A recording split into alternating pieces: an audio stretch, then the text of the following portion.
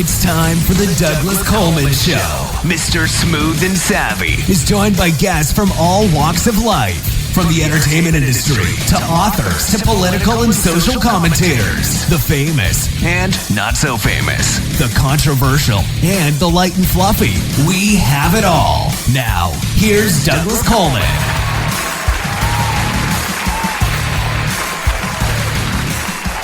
Okay, please welcome back to the Douglas Coleman Show, Ann Charles. Hi, Ann. Welcome back. Hi. Thanks for having me back. This is your 6th time on the show. We looked this up, and you were on 3 times on the audio show, twice on the video show, and your last time you were on was August of last year, so not that long ago. Nope. Seems like a blink ago, doesn't it? You know, it does. And then when we look up when people were on, it was like, oh, God, it was a year ago already. And it just seems like we just talked to you. But always a pleasure to have you here. We always have a good conversation about something. It isn't always about your book, but we we always have a good conversation about something no matter what. Right. I did want to mention that while looking over your one sheet here, and you've got another one from the Deadwood series that we're going to talk about today, right? Right. Okay. I see a quote here from Hank Philippi Ryan. She was on the show, like one of our very first guests that we had on the show when we started the video show during COVID back in 2020. Do you know her? I mean, are you friends with her? Or? Okay, so in the author world, yes. Meaning, it's like any other business where you're in the same, world of things happening. I've done multiple things with Hank. Sometimes an article for a blog she used to have. We've met in person and talked. And I can say yes because she's wonderful. She sought me out. I was like, oh, there's Hank Philippi Ryan, kind of little fan girl thing watching her. And then she came over and she's like, Ann, hi. So, yes, I would say we've had some wonderfully positive, fun conversations. And I do truly admire her. She's amazing, a powerful woman that just keeps on hitting them out of the ballpark and kind of a mentor.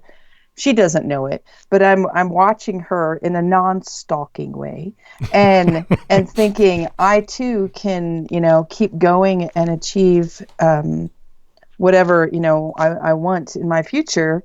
Be like Hank, keep trying. Yeah, there's a fine line there about that stalking and non-stalking way, isn't there? I wanted to make it clear just in case Hank ever gets word and says she's stalking you. Oh, no. Well, so I take it you've read her work and she's read yours. I had her do a quote for me long ago.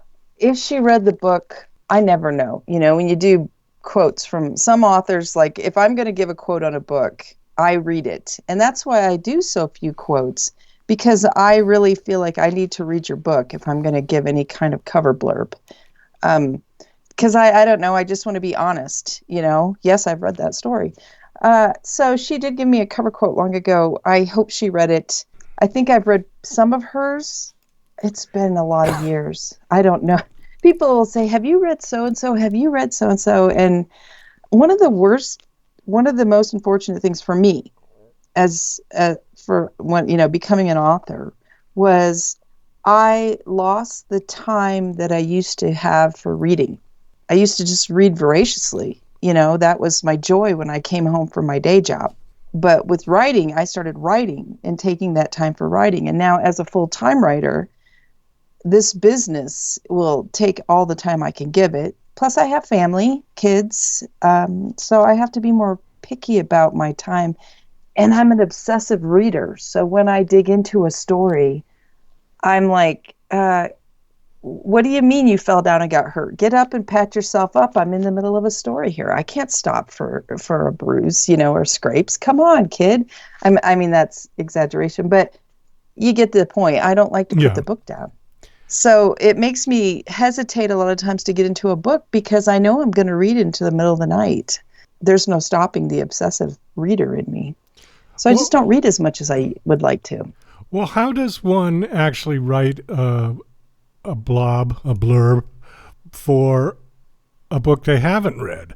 I mean, how could I don't you know. do that? They probably just say, "What's the story about?" And I'm sure people I'm sure people that have done this for a while can just wing out. This is a fast-paced mystery full of thrills and chills, Yeah, and that you could could apply to say that. anybody, you know? Yeah, yeah. So, but I don't like to do that, and so I have turned down many authors asking if I would read their books, so much so that I don't, there's like cobwebs around that doorbell anymore because nobody comes to Anne because she's so like, sorry, too busy.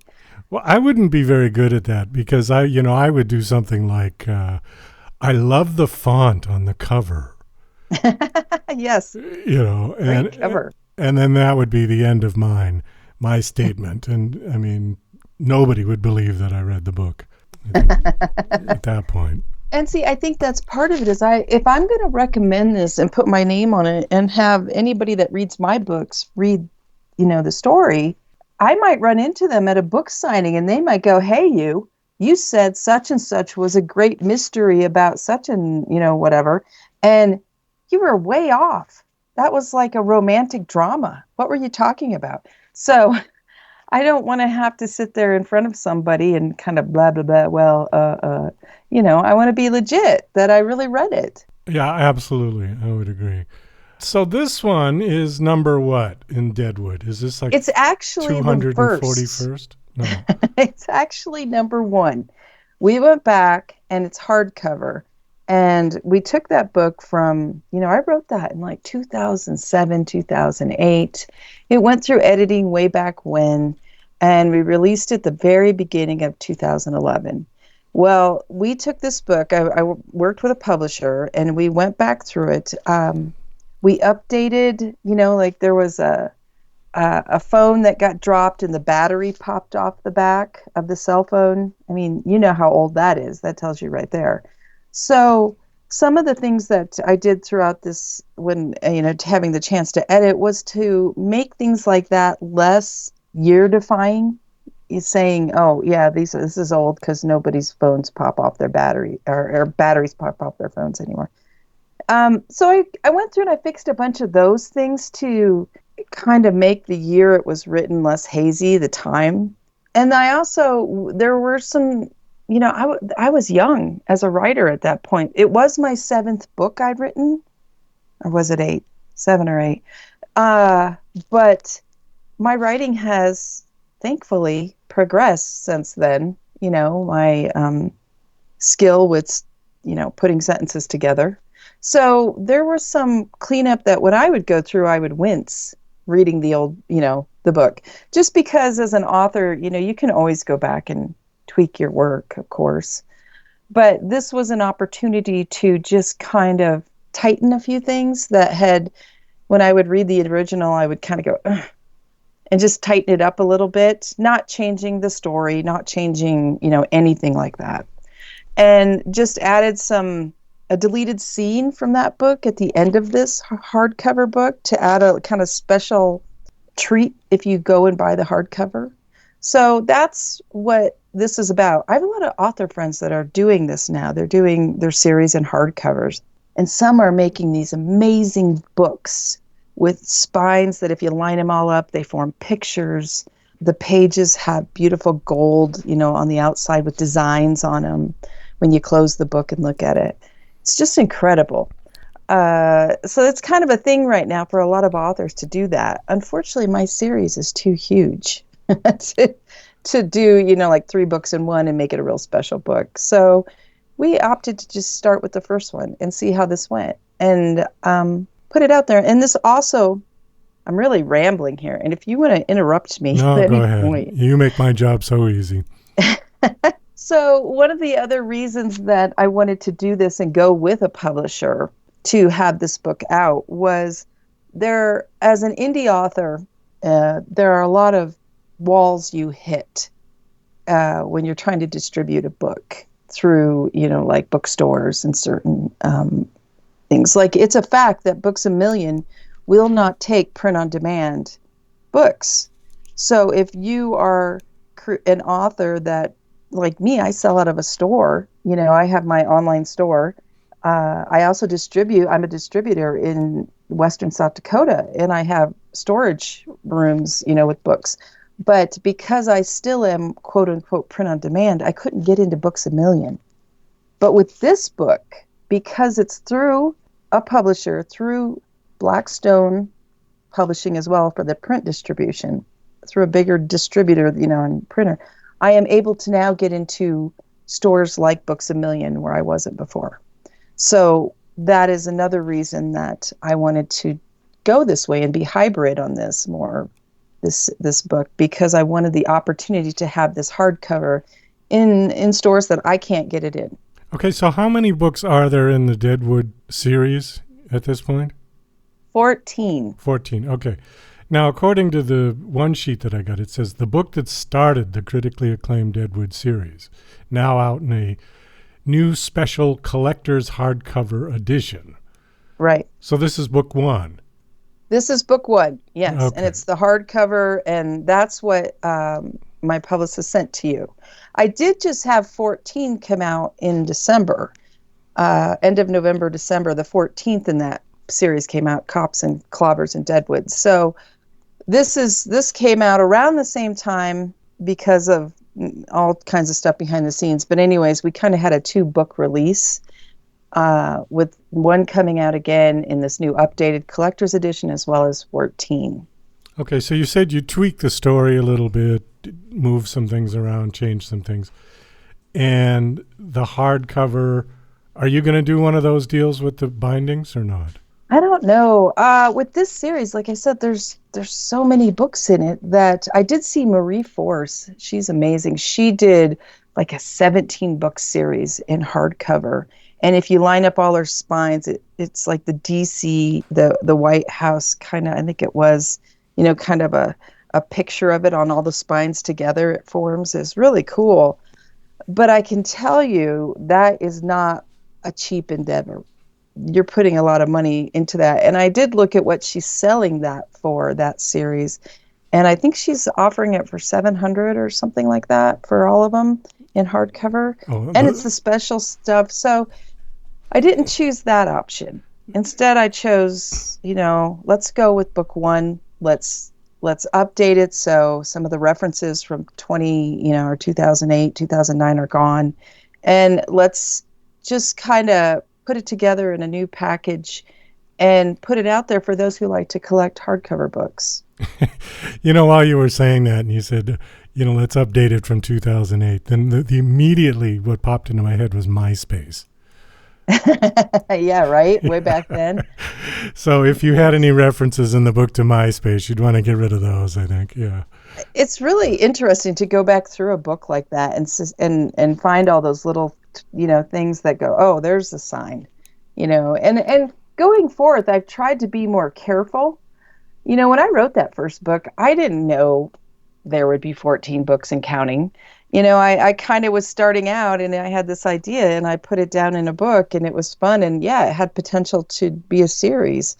So when you start something like that, especially, being younger, you don't always know what you're going to do, how this is going to go, what the future is going to hold. So it was fun to go back and see it and look at it with the, eyes of someone going, okay, we've got to take some of the time references out of this and make it, so that someone in 10 years can read it and not feel like it's antiquated. Do you remember the movie, it was with Matthew Broderick, War Games?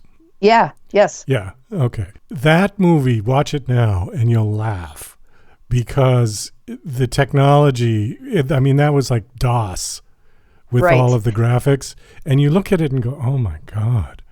It just looks so dated. But if you watch something like Casablanca, which was done in the 40s, it looked like it could have been done yesterday. Because they didn't infuse, with the exception of like the propeller plane or something, but they still fly those around in places. Right. But the point being is that movie, War Games, was based on the technology, right? The story was sort of second nature to all of the tech that was state of the art at the time. Right. And that movie aged very badly. I mean, Right. Yes. really badly. Yeah. And that's, technology often is not your friend when it comes to, the book world. In that way, if you write a historical, you do have to be careful, research, get, what was being used at that time, get everything correct to that time.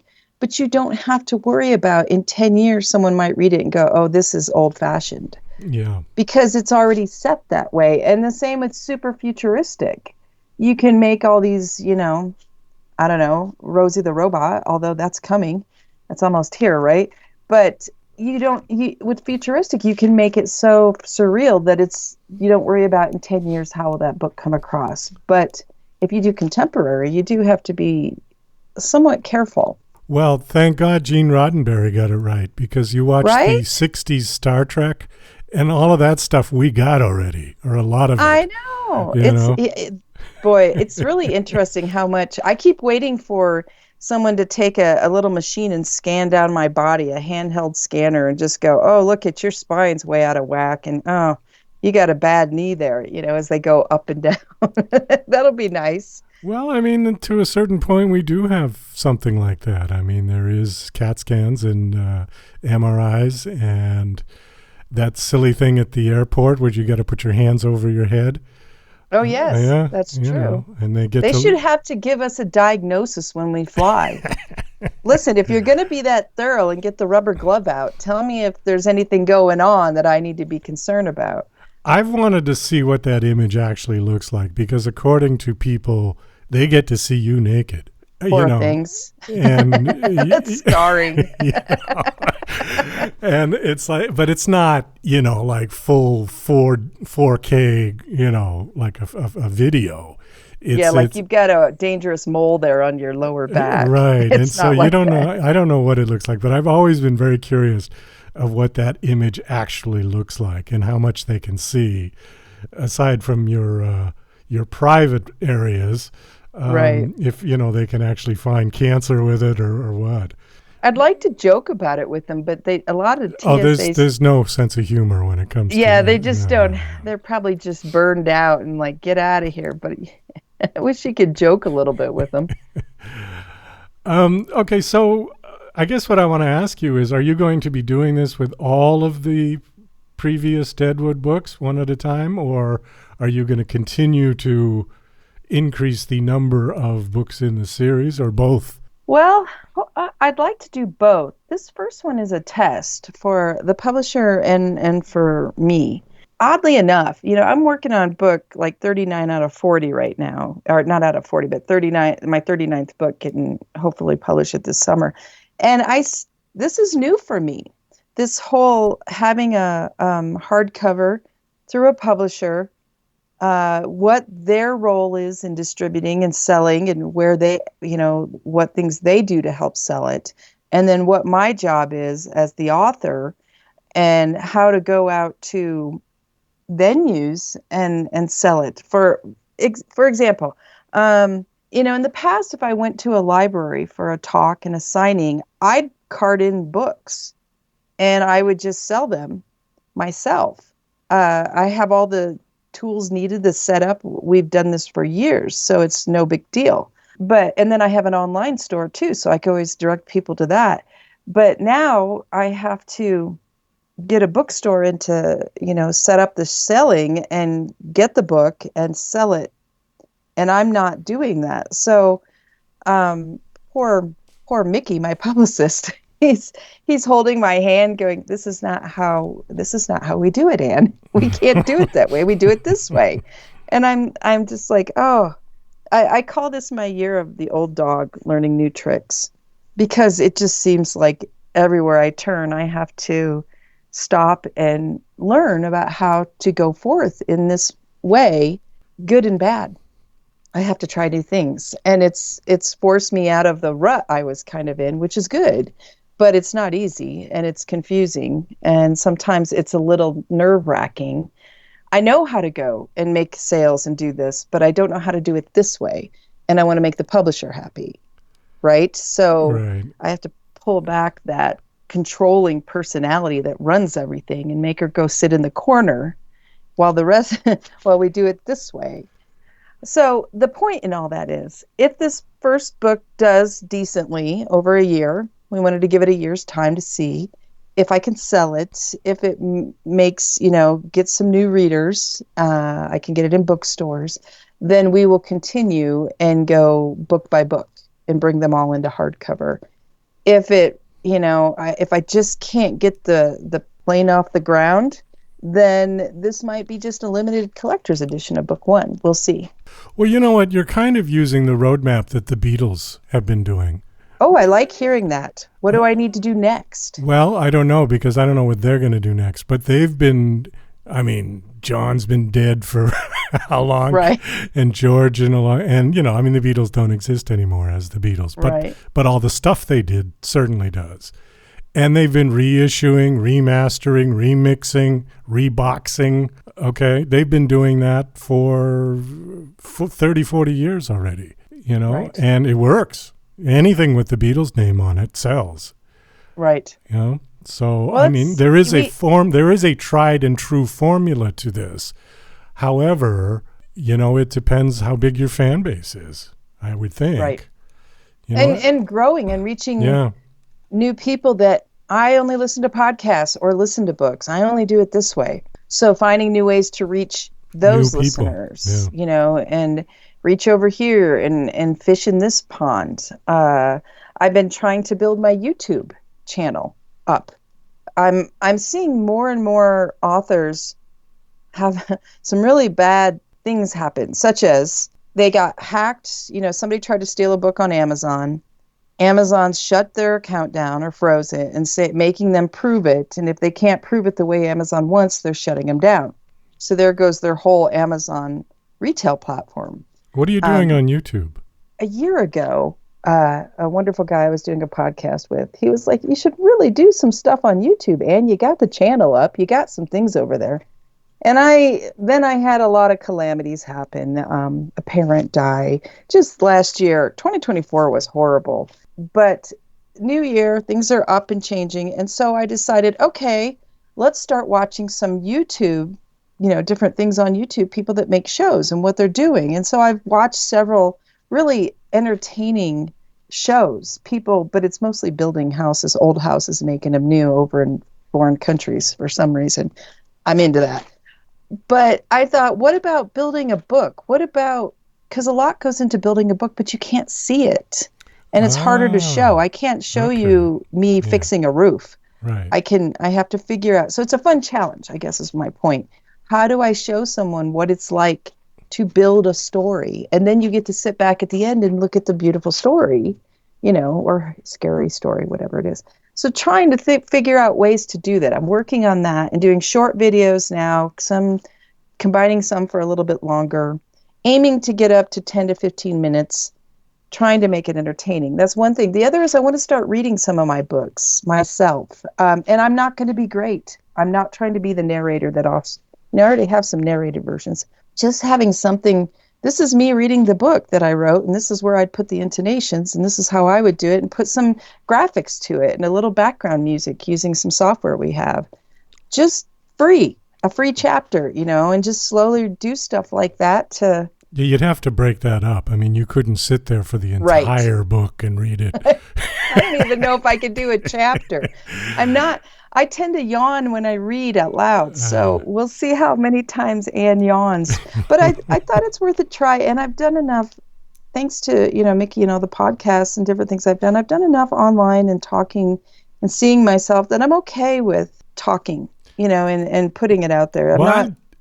Oh, sorry. I said, I like that idea. I think that's a clever idea about putting a story together. Yeah. I think that's very clever. Yeah. And I haven't heard anybody else.